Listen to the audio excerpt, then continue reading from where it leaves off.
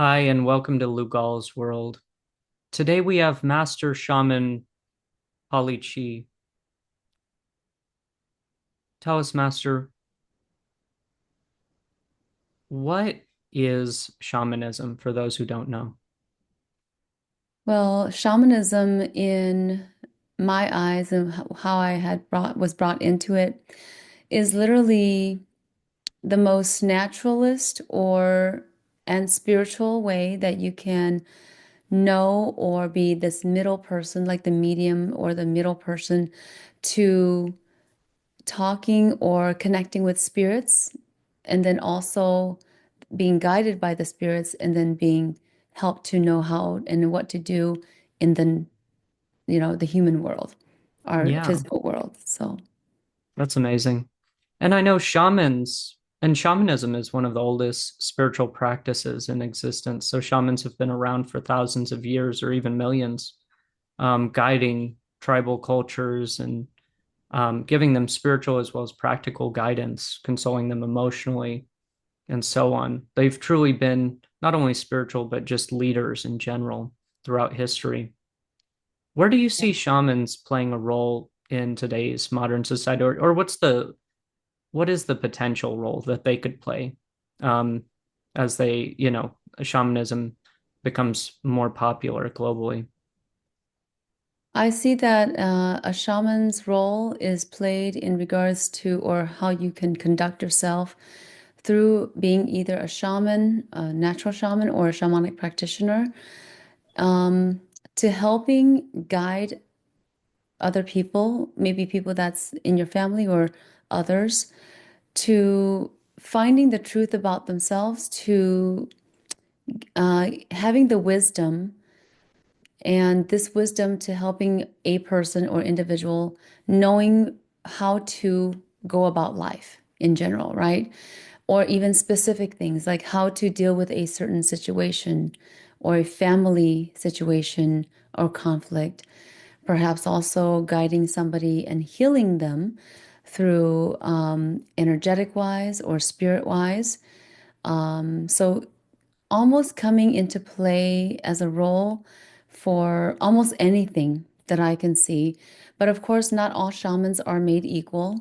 So not all shamans will be having this ability or the capability to do all things, right? And maybe there's a maybe a handful or maybe the 1% can be able to give resolution to certain situations or questions, answering different questions of life. Yeah, so it sounds like there's a lot of specialty, like in with any field. So you'll have shamans that maybe focus on channeling spirits, whereas other shamans maybe focus on specific guidance, maybe related to personal development or relations with the community or with partnership and that kind of thing. Right. What would you say if I know you're a master shaman, so you've done a lot of training, and we're going to get into that in a bit, but what would you Mhm. say if you had to pick what's your strongest thing? What would you say is your specialty, if anything? I would say that specialty wise, so I'm a universal shaman. What that means is I can channel in any kind of wisdom that is needed. Okay, that is needed. For example, if someone needs something and they're from Ethiopia versus someone that's in, the Netherlands or from, you know, Thailand, I can channel in whatever they need and bring in a resolution or a response, a solution of some sort. Being that whatever it is that is the need, we, I'm able to bring it forward. Now, the when you asked in regards to what is maybe the role that I would play, um, and the specialty that I am best at, I actually don't really know and can't pinpoint it fully because I do so much of different activities. But I'll say that one thing that I've done a lot of is channel, okay? Channeling, and working into giving resolution.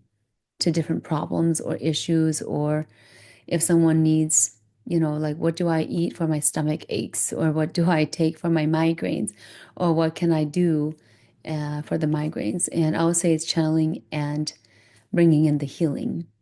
So, Wonderful. So it mhm. sounds like you channel and you not only help with the more personal issues, but also with more practical issues, which is great. In spiritual development, we often find um, an imbalance. People either focusing purely on the physical in solving a solution or purely on the spiritual or emotional when solving a problem. And obviously, all things are intertwined. So it's often being able to be flexible as you are, I find, is the best. So I do respect that. You have my admiration. Tell me about how you got into shamanism and what you've gone through, how you've developed your practice, and so on. Let's get to know you. Yes. So I didn't choose to get into shamanism at all. There was a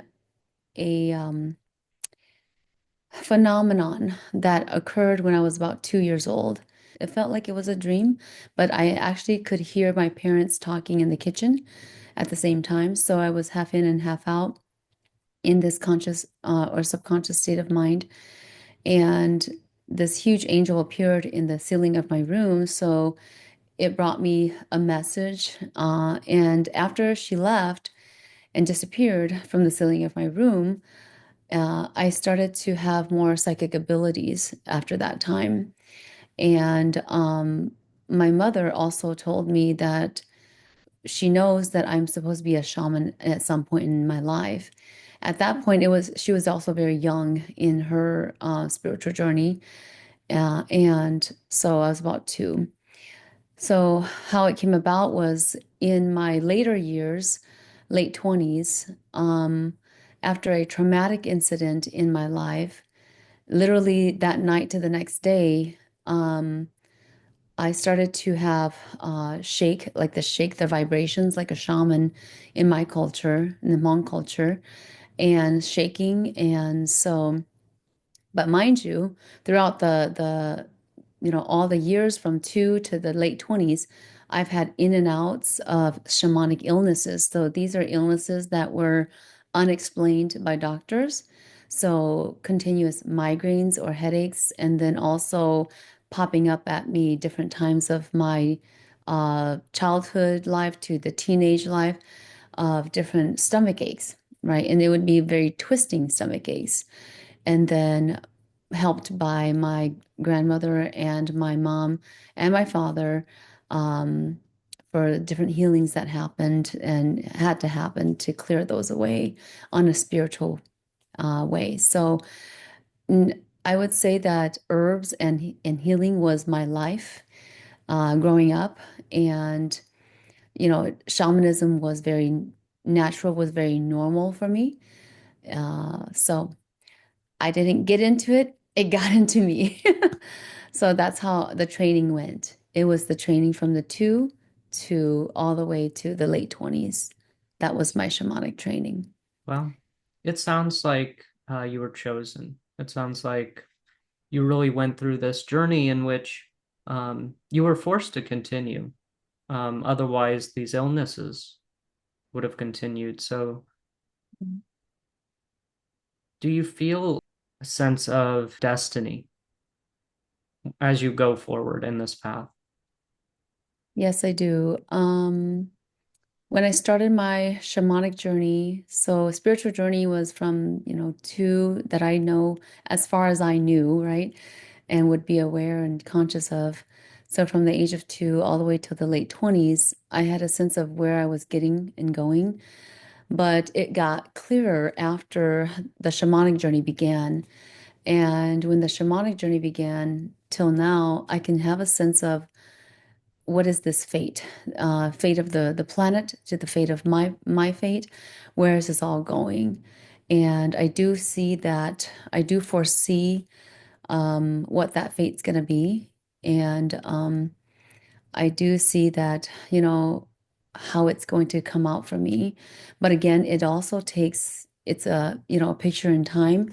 At the same time, this fate also is something that I would create or actually ultimately take action upon. If I don't take action upon it, then it could shift and change too. So it works in that way. So yes, to answer your question. That's wonderful. So you mentioned the fate of the world as well, and um, many of us are feeling a similar thing. We feel this great shift, this change, this um, the time that is coming is unforeseen, unexperienced by anyone previous in our history, and it is it is so powerful and scary at the same time. And it sounds like you feel that as well. Yes, I do. Yeah. Many of us see that there's a powerful need for spiritual evolution during this time, because as we enter a time where imagination can become reality, it takes a lot of stability to be able to not self-destruct, right? Can you tell me, how do you see yourself in this grand scheme, working with people and channeling and so on? Well, the vision that came upon is to help others and elevate others so that they can be able to recognize that this future that we have upon us is needing them, and they need it as well. So they need this new part of them that they have to meet, or how do I say, elevate up to. And also, the planet needs them. So they need it, and the planet needs them, and the universe as well. So there's like these components that needs to come together in order for humanity to sustain, right? So in order for that to happen, the humans have to take action. So in my part, I have to take my action to help elevate others and to bring them to a certain level of vibration within themselves, this energy within themselves, that when they do find out the truth, they can handle it, where they will be able to help the planet and the universe too. Absolutely. I'm so amazed with your grasp of this greater destiny that we're facing. And I think is that's part of the journey. Just seeing the story that we're all a part of, is a small form of enlightenment, I believe. It sure is. Now, is there anything that you're drawn to share with us at this moment? Um, yes, I do want to share that if there's anything that is important for you, such as, loved ones, family, aside from that, and yourself, of course, should be at the forefront, your spiritual journey should be the essence of your soul, because that is the biggest, one of the biggest pieces right now. That would be the most valuable piece, whether you know it or don't know it. That is the most valuable piece that you can hold on to and try to understand and learn from, because that is our future. You must be able to grasp your spirituality and embody yourself in spirituality so that you can know the significance of the soul, because that piece is going to be the driver and the guidance for you coming up in the near future here, along with your children and their children as well. So, if there's something that you need to do in this space, in this time, is to really say yes to spirituality, whatever that means for you. But what is true spirituality? It is going to be when you're able to connect yourself to either spirit guides, and these are benevolent spirit guides, by the way, and or be able to listen to your intuition more clearly so that you're not doubting yourself with a split second coming in a message. You're not going to doubt that message and you're going to actually do and listen to the message and do what it says. So, in mastering spirituality, it sounds like what you're saying, we're not only learning to connect with those around us, but also learning to connect with the spirits and to ourselves and our own intuition as well, our own guidance. There's an element of understanding the self that's represented by those around us. Everyone we connect with represents a part of ourselves. And I think you're right that often when people go on spiritual journeys, there are times for hermetic practice where we go away from people so that we can find ourselves. And there are times to take responsibility for the relationships that we have and allow them to develop in a higher vibration, right? Let go of the ones that are destructive and embrace the ones that are creative. I love your point. That's beautiful. We should do a whole video on that. That'd be wonderful. We wanted to do a channeling. Is that still all right with you? Yes, we could try to get some message in. Yes. Okay. I'm going to put on my pet piece. Um, and let's see what comes.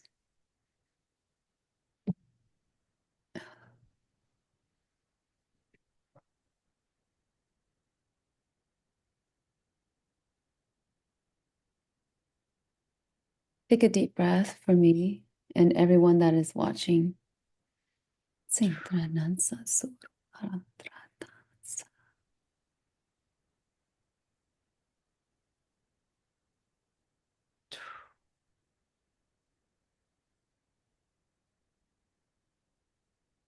See the waves, oh dear ones. Feel the crave, oh dear one. With the like-minded ones, see us. We are the Atlanteans.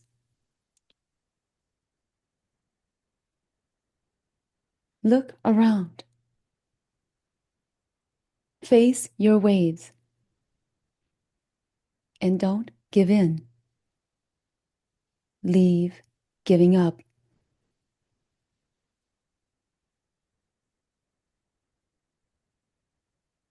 The chance to be flows to you and me. The chance to ride the tides is here, is now. Look upon those who frown, and will you smile? For the waves are beyond that flow in now.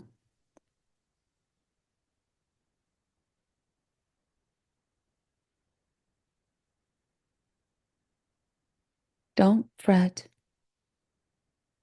or fear what is to come, but steer. You have it at your hands, at your feet. Why don't you walk and find your fleet?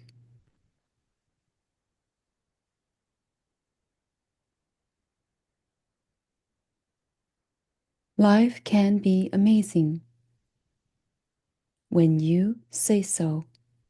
So say so.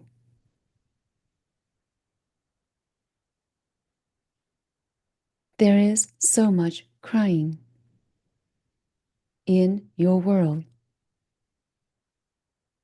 So wipe help wipe the tears away through your smile.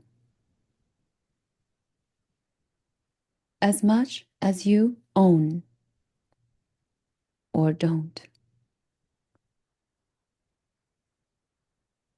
you have everything.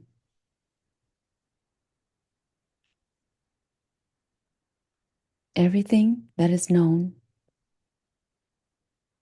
in your names, oh dear ones.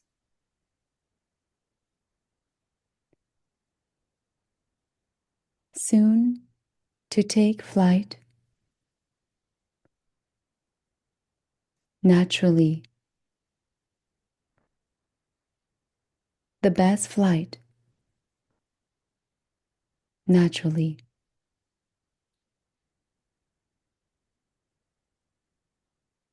Come to don't mind what has been destroyed. Come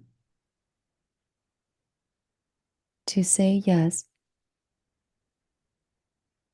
to hold what is yours, what is mine.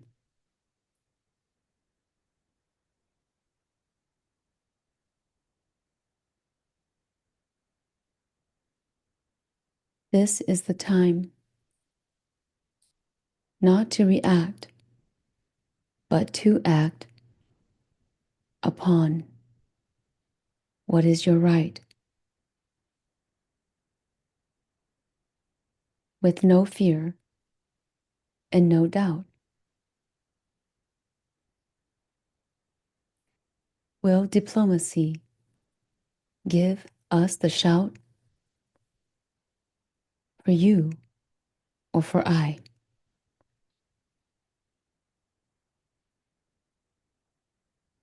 You are the creation, so create what can be, not what you can see 3 steps ahead of you, but vastly.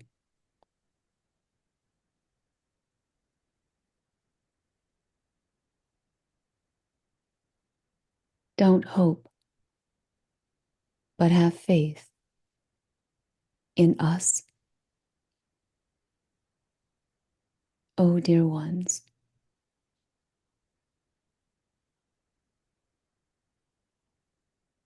Love yourselves now and those of flesh, of blood. You are one kind and one race. Don't mind.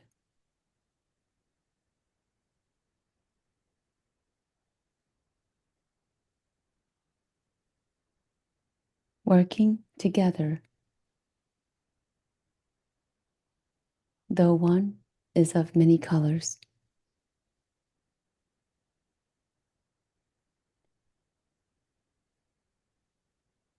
When those new ones come through, of the different type, of the different kinds, then you should know better of what to do.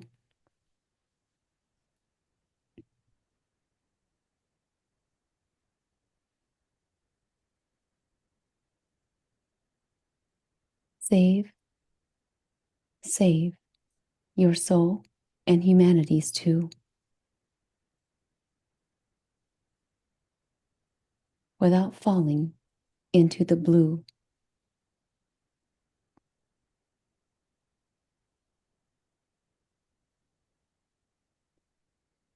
Take a slow, deep breath.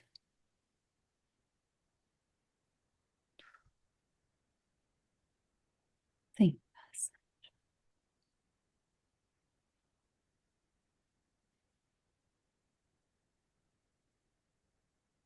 All right.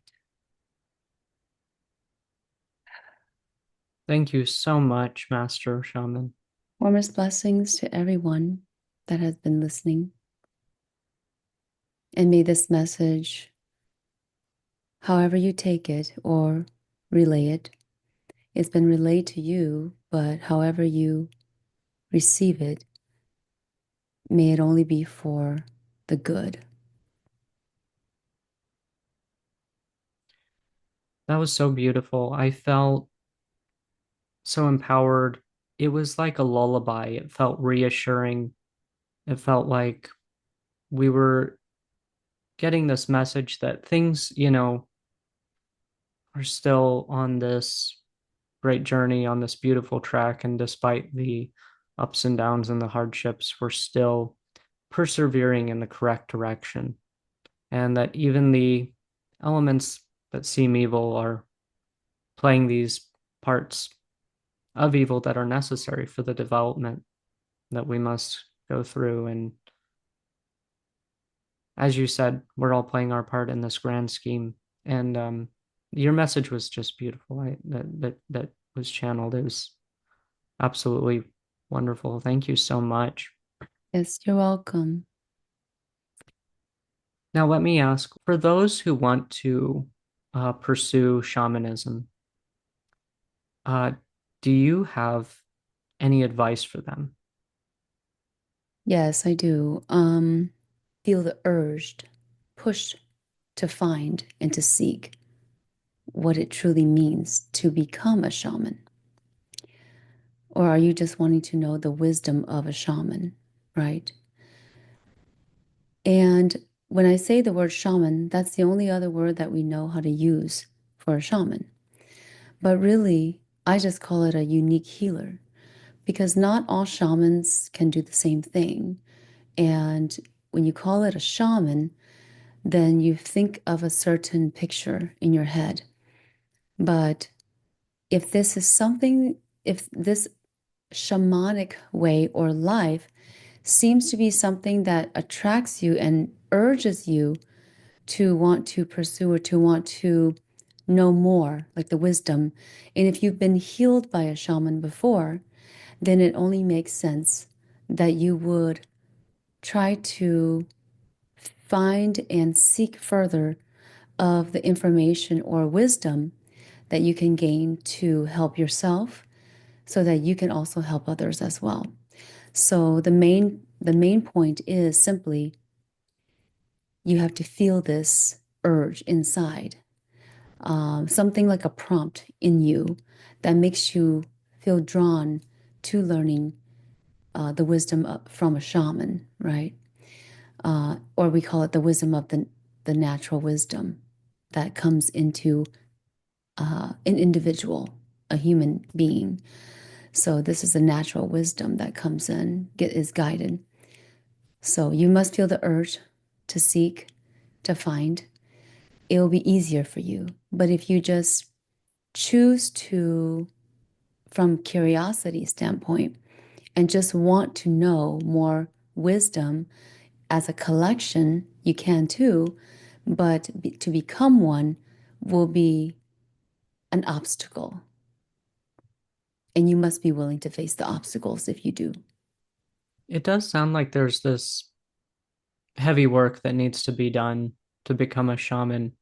As many people who have the natural desire to help others, um, there is the hurdle, which is often the part avoided to help ourselves. And so it sounds like, especially to become a shaman, you must go through that work to receive help, to develop yourself before you're ready to help others. And this is a big idea in spiritualism in general, right? It's help thyself before others. Yes, And that is a great task. It is the journey in our lives.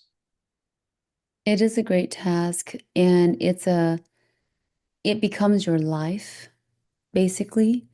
You must be willing to do the duties when you become a shaman. But at first, you must ask yourself, do I give myself time, or did I give myself time to release the trauma, to find out what I need to work on. And if you still say, okay, I haven't yet enough, then you find the right healings, right? And when you find the right healings and you're healed by someone and you feel very drawn to that person, because we often say that if you're healed by a shaman, then typically, if it's a big healing, then typically that shaman is your teacher, right? Can be your teacher because they knew how to heal you. And they know the different parts of you that they've put together, the different soul fragments, right? Now, some shamans may use energy, some shamans may use more spirit. My thing is that I use both and I use whatever that is needed, whatever that comes in. And once you're healed, even if it's just by 5 minutes of energetic activation, then it's almost kind of like you would pay tribute by going back to that shaman to ask them for further help and further wisdom. And most people don't know this. And so this is something to learn. And they will go to, okay, this other healer and that other healer, and maybe try different ones. But they end up usually thinking about the one healer that helped them and healed them in a very sacred way that they can't explain.